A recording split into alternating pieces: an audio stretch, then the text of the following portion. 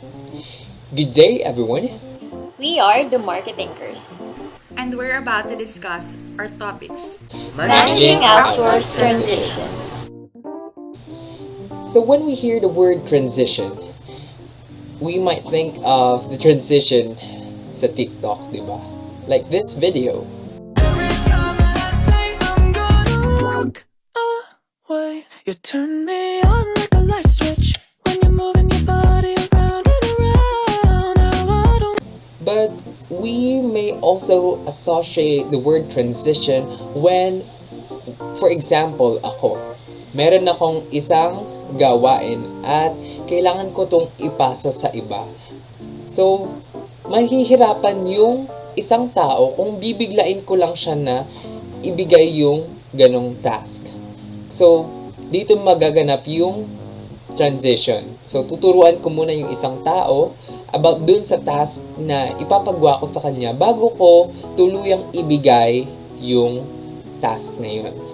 So, transition management is one of the most important roles in any organization that performs outsourcing or offshoring. It is the process of migrating knowledge, systems, and operating capabilities between an outsourcing environment to an in-house staff or vice versa. That's right, Sean.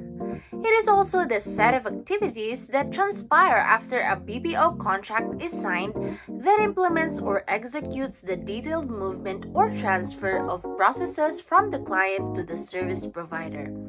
Proper transitioning of tasks from a client to a service provider helps in achieving successful business relationships. Typically, transition management methodology consists of 6 phases. The first one is discovery and assessment. Dito sa phase na to, from the word itself, discovery, dito natin inaalam or dinidiscover nga yung mga bagay na related dun sa project or task na naka-assign sa atin. For example is, kung ano yung mga kailangan ng materials or services or products na nire-require ng task na yon, tapos kung gaano katagal, and dito din natin ina-assess yung mga difficulty, ganyan, kung gaano siya kahirap, kung gaano kahirap or kadali yung isang project or task na mapupunta sa atin. Project preparation. The product preparation process is a technique that brings stakeholders together to envision improvements in a given process. The tool can be focused on virtually anything that either needs improvement or redesign. It can also be used as a brainstorming technique to arrive at breakthrough ideas. It is a disciplined method for designing a lean production process for a new product or for fundamentally redesigning the production process for an existing product when the design or customer demand change substantially. A cross-functional team examines the total production process, developing a number of alternatives for each process step and evaluating this against lean criteria. Using simple materials, the team then mocks up the process to test assumptions before equipment is ordered or installed in the final configuration. Next is solution design and planning. In this phase, the project preparation would be more visualized and clear as attributed by the designing and development of the plan. This phase is necessary as it helps us decide on how to best use our resources, prepare backup plans and solutions, as well as in helping us be more accountable for what we do. Transition execution. So when we say transition execution, dito na nagaganap or dito na sinasagawa yung design and plan na nagawa from the previous stage. So dito na nagsisimula yung transaction and communication between the client, yung client na gustong magpagawa or ipasa yung services to the service provider, which is one of the BPOs. And dito na rin nagkakaroon ng communication between the two parties, which is in exchange will result to the next stage. Testing and pilot. Testing and pilot occurs between transition execution and steady state turnover or implementation. The goal of this testing is to determine the costs, hazards, feasibility, time, and efficiency of the project. Testing in pilot is important because it aids in a variety of ways. It ensures the product's readiness for full-scale implementation. It calculates the reaction of your target population to the program. It also measures the program success, and it will allow the team to practice activities they will use for usability. And steady state turnover or implementation. In other words, this is where all five phases are already set in motion and are emerging to come into fruition. The Transition Manager, Transition Strategies and Knowledge Transfer Framework. The Transition Manager needs to be an effective communicator as the role requires extensive interaction with the clients. He or she is responsible for migrating the function of the process from the client location or organization to the service provider or outsourcing organization.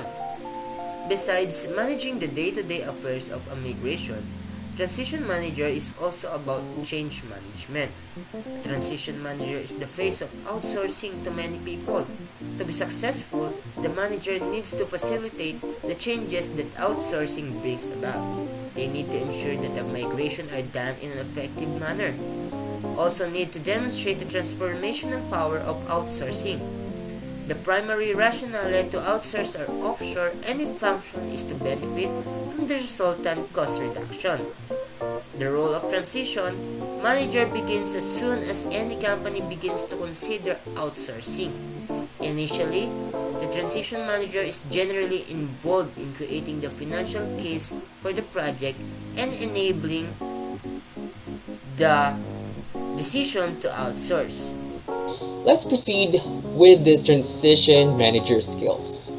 So, kailangan nating alamin kung ano ba yung role ng isang transition manager. Bilang isang transition manager, siya yung mangunguna sa gagawing transition ng isang service from the client itself to the service provider. And because of the nature of the role, a transition manager needs to have a specialized profile with a variety of skills and competencies. And these are the following. He or she needs to be a good communicator, and as the role requires extensive interaction with the clients, siya yung pangunahing makikipag-communicate doon sa client at doon sa service provider. So, para bang siya dapat yung hindi naman sa pinakamagaling, pero magaling dapat siyang makipag-communicate. Kasi miscommunication or kapag nagkaroon ng miscommunication between the process, doon magkakaroon ng kaguluhan between the transition of the project. So he or she needs to have strong project management skills. So as most migrations are complex projects that require expert management skills, so kailangan yung transition manager ay meron ding project management skills. Hindi dapat basta-bastang ina-assign ang isang tao bilang isang transition manager kasi dapat meron din siyang experience. That's why some or most of the jobs, especially the management jobs or specializations, requires experience because mahihirapan sa pag-transition ng isang project kung yung nangunguna pa lang ay hindi na marunong manguna. So the next one is he or she needs to be comfortable in working in a cross-cultural environment, as most often the donor teams are based overseas, which is relevant, or alam natin na most of the clients are from the United States or from Canada, Mexico, or offshore, which is sa Pilipinas, may hirapan ang isang transition manager kung hindi siya marunong maki-adapt or hindi siya comfortable makipag-communicate or magtrabaho in a cross-cultural environment. So may iba yung um, environment kasi hindi din naman natin kaugali yung mga taga-ibang bansa. Say, for example, Americans, iba yung way of behavior nila compared sa ating mga Pilipino. Kaya dapat hindi lang comfortable in working in a cross-cultural environment, but also to be adaptable and to be a dynamic leader. Hindi dapat nagstay ka lang sa iisa mong standing, but you should also have a dynamic skill. So lastly, he or she needs to have a very good understanding of the existing processes and technologies as these play a critical role in the offshore ability of any function. So with the word itself, good understanding. So dito dapat nasusukat yung skill or talento ng isang transition manager na dapat alam na niya yung processes, yung how the flow works, and the technologies that might be used or will be used in transitioning. So, transition manager plays a key role in the success of any outsourcing venture. The role requires a person to wear many different hats. Ay, hindi pala literal na hats. Metaphorical. So, it represents as the project manager, the change agent, strategist, effective partner, and master organizer. It's not always plain sailing, since the transition manager is the face of outsourcing. He or she may have to bear the brunt of emotionally charged reactions and situations which may arise because many impacted people cannot easily accept the changes that outsourcing brings. So, all of this can be very challenging, but the joy of creating something tangible and being on the forefront of change in an organization leaves a satisfying taste in the mouth when you end the day. So, I hope some of us or meron sa atin na in the future maging isang transition manager and he or she is really deserving of it. Under the transition success and effectiveness, there are 6 management success factors to keep in mind when planning or working your way through a change process. Number 1. Clarify the change imperative for your organization. You can't just perform alteration in an organization without actually knowing what the change is for or why the change is crucial. Hindi tayo gagawa ng pagbabago dahil wala lang or dahil sa ito ay gusto lamang natin. Of course, we have to identify why the change is necessary for the firm and what would be the benefits and advantages ng mga naturang pagbabagong iyon. Number 2. Develop a clear vision of where you are going. Step number 1 is focused on why the change is crucial, while this step focuses on the results of the alteration. This step is substantial because it is hard to decide on what path will we take if we don't have a certain destination. Change is not scary, but venturing into something unfamiliar or unknown is more than just frightening. In this step, kailangan nating ma-visualize ang direksyon na tinatahak ng ating mga hakbang. Nang sa gayon, mas madali nating maisasagawa ang mga nararapat para sa organisasyon. We need to set a specific target and goal na magsiserve as motivation and inspiration para sa mga employees. Number 3, develop strategies that understand and address the forces of change. The successful change process always involves a critical evaluation of the forces that can be used to facilitate and drive change, that will restrain or resist change, and those forces that act to simply maintain the status. Past patterns of change in the organization will also give clues.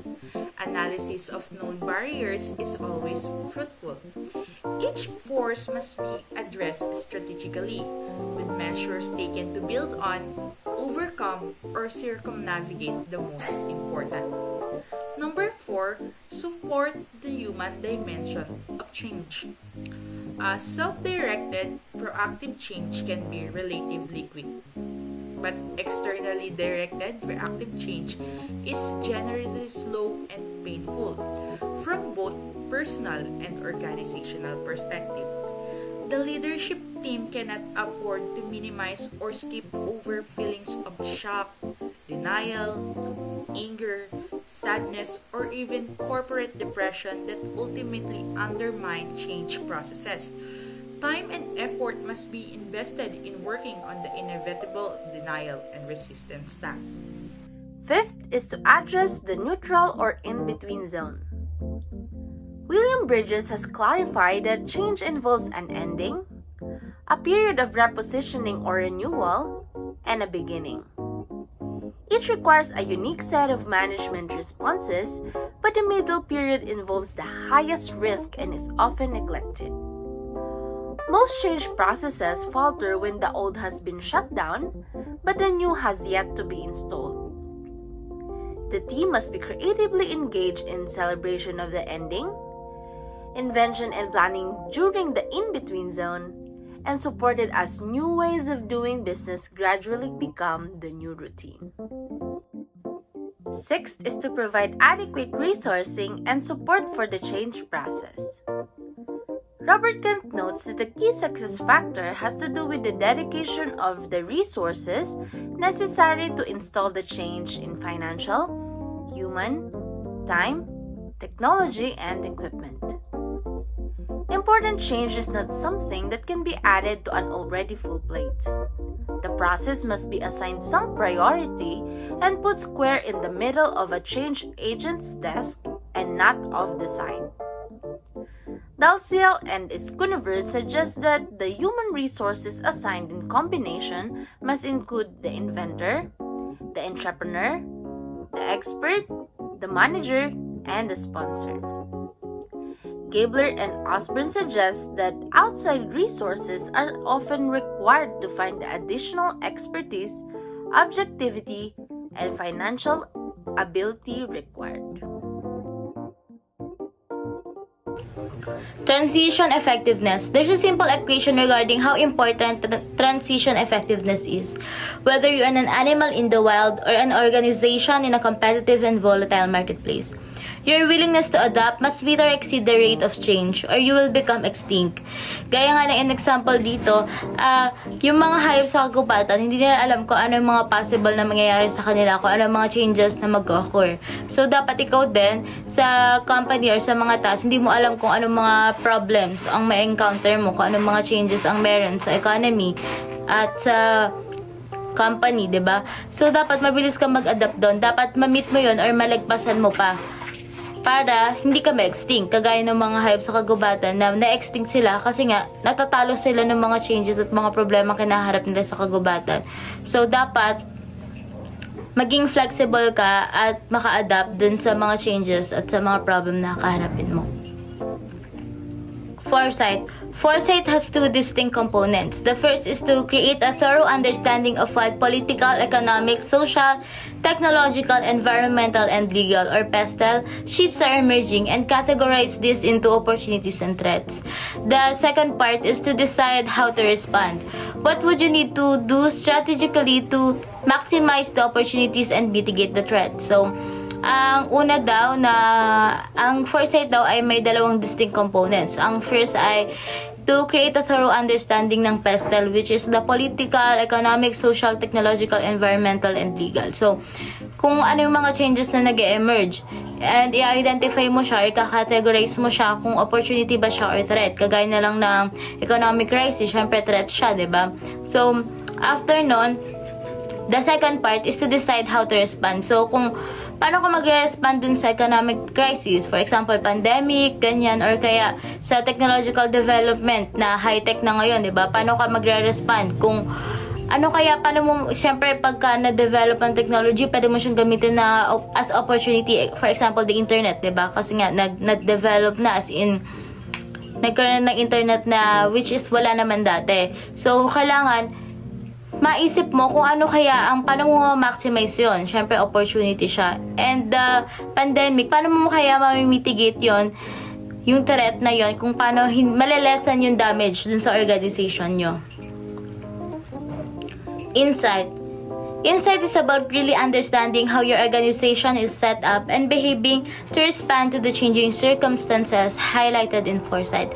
So, yung mga threats and opportunities na nalaman nyo sa foresight, dito naman, kung paano ka magre-respond dun sa mga changing situations at saka sa mga changes na mag-occur dun sa nalaman nyong na-involve yung mga threats and opportunities sa foresight. For example, kung anong mga plano nyo, action na to kung ano talaga yung dapat yung gawin para ma-mitigate yung mga threats or ma-maximize yung mga opportunities. Influence. 8 out of 10 change initiatives fail because we don't take the people with us on the journey, as John Carter said. So really understanding who has an influence on your change initiatives, but also how to influence them is key. For the first part, we map out the stakeholders and their level of influence to highlight who is key and the order in which to influence them. The second stage is to design an engagement process that not only informs them of the purpose for the change, but also the urgency, the destination when completed, the success path to get there built in collaboration with them, before ensuring everyone is committed to make the change. Agility. Agility is the ability to change your position efficiently, and it requires the integration of balance, coordination, speed, reflexes, strength, and endurance. However, whenever we are facing periods of change of our emotions can get the better of us and leave us feeling impaired, confused, and fearful. With this in mind, we need to pay real attention to each individual's emotion, response, and also the collective mindset to any proposed changes by actively engaging with them to lead them through the change. We do this by hearing their worst fears, helping them the right size. This as often they can be overinflated, but also wake them up to the new possibilities that might come from the change.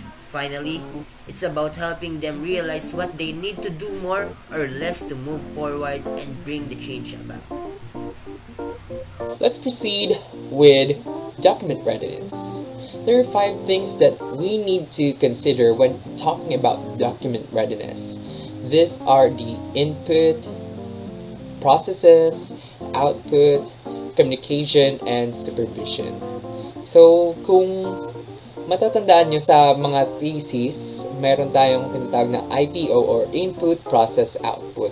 But this document readiness, it also needs communication and supervision. So, inputs are documented. An input document is a box to hold a file or files associated with a particular case. And these files can be text documents, spreadsheets, images, or any other kind of file. And an input document can be a hard copy, which has been printed out and stored in a filing cabinet, and a digital file, which is uploaded to the case, or both. So, mostly since the transition process is done between the client and the service provider or the BPO, usually makikita natin or mas relevant yung both or digital file, which is we or the project service provider will submit those files through online as a digital file. Because mahirap naman kung hard copy tas ipapadala pa sa ibang bansa, diba? Which is, it will take too long bago ma-receive ng recipient. At pero hindi naman ibig sabihin na um, from client to service provider or vice versa ay hindi na tayo gagawa ng hard copy. Kaya yung mga businesses, gumagawa pa rin sila ng separate hard copy in case of, we should have a lot of backups. Kaya mahirap yung kapag yung system na hack, wala kang other copies or backup. So that's why it is also hard copy is also mentioned. Processes are documented using the industry standard format in complete detail. It is a detailed description of how to execute a process, and the process document outlines the exact steps needed to complete a task or process from start to finish. And the area of process documentation triggers on how employee members perform the process and not what the process is. Process documentation is key for any organization. So dito sa processes, dito hindi lamang yung process yung sinusukat. Dito din sinusukat yung or dina-document kung paano yung mga employee or how employee performs the process. A process document outlines the steps necessary to complete a task or process. It is an internal, ongoing documentation of the process while it is occurring. Documentation cares more about how of implementation than the what of process impact. A business is essentially a group of interrelated processes, and if these processes aren't in writing, breakdowns can occur. And companies have repeatable processes fundamental to their successful operation.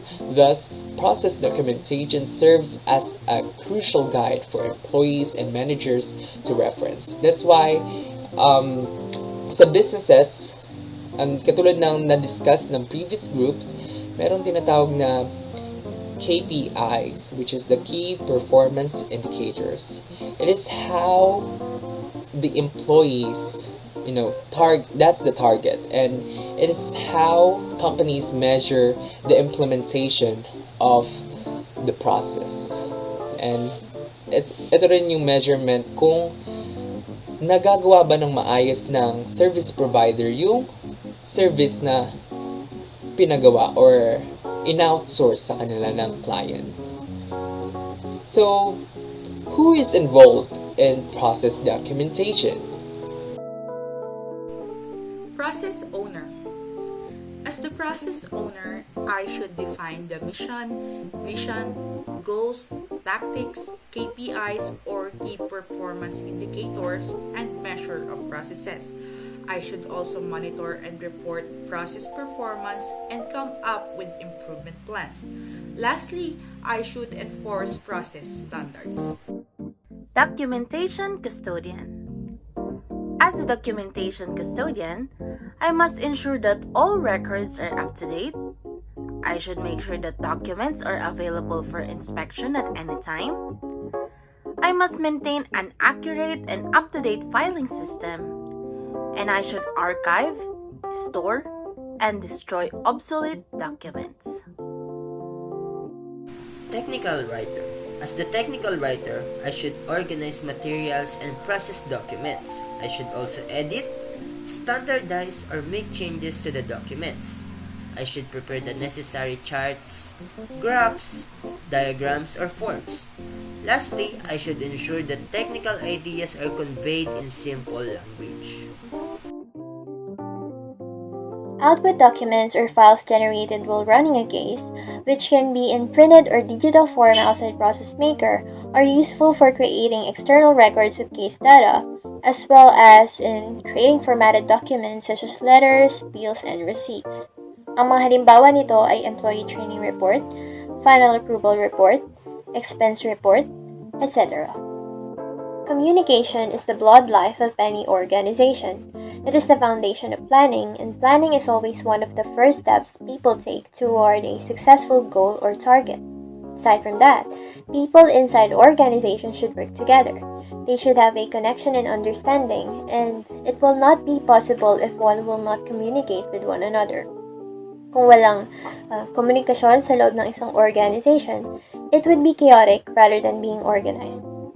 There should be someone who views the organization from a wider angle, in order for that person to see the things that need to be handled.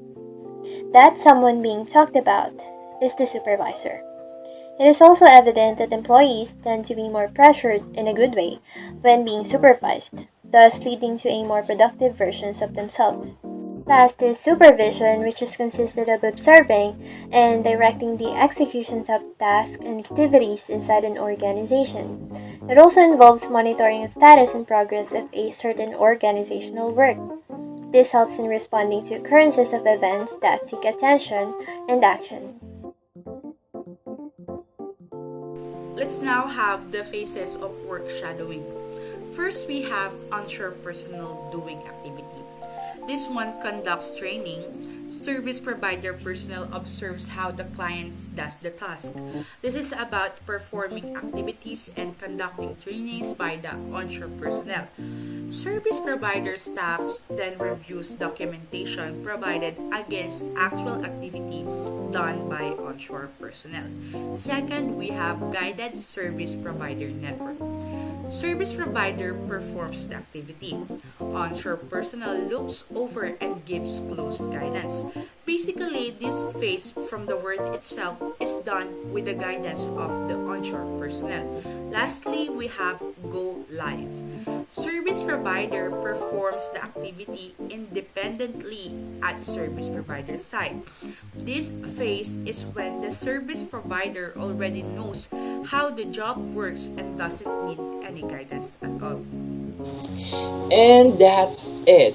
Thank you so much for listening about our discussion regarding the topic managing outsource transitions. So I hope this will serve as an additional information for us in the future or for future reference, lalo na sa ating mga gusto pa ring mag-work sa BPO industry in the future.